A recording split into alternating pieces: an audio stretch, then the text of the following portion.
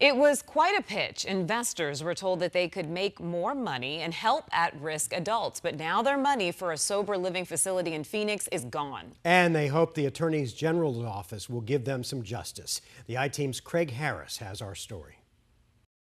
For more than a quarter century, this woman right here, Elena Scara, has been in trouble with regulators and law enforcement in California and Arizona. It all centers around vulnerable adults who needed a place to live.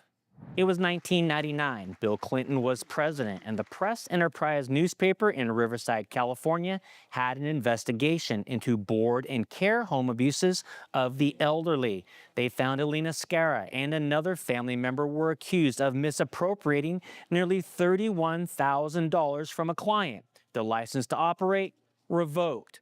The newspaper said they agreed to never open another board and care home or work for one for the rest of their lives. Then she came to Arizona and got in trouble here.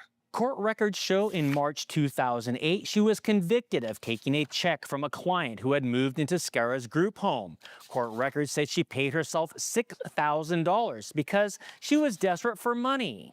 She was ordered to pay the money back and spent a month in Maricopa County Jail. A year later, Scara was convicted again, this time for vulnerable adult abuse, another felony. She was sentenced to 3 years of probation and ordered to not operate a care facility for elderly or disabled individuals.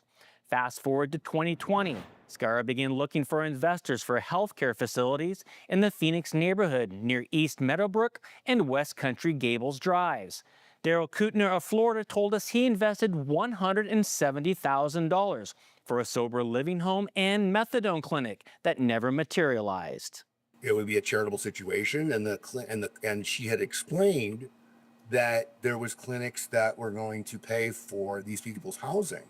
But then there were problems. When we couldn't get the license for the sober home, immediately things came up, and now all of a sudden I can't reach her. This turns into a nightmare. Other investors, including an Iraqi national, lost thousands of dollars. They went to the police. An attorney general's investigation turned into a 12-count felony indictment in 2024 against Scara. That included allegations of coercing a 73-year-old man to fund Scara's gambling activity, theft, fraud, and failing to file tax returns. The 66-year-old is awaiting trial. She's also on a state of Arizona registry for exploiting others. We went to her gated North Phoenix home to ask her about the charges and her past. So she's left. She's not here.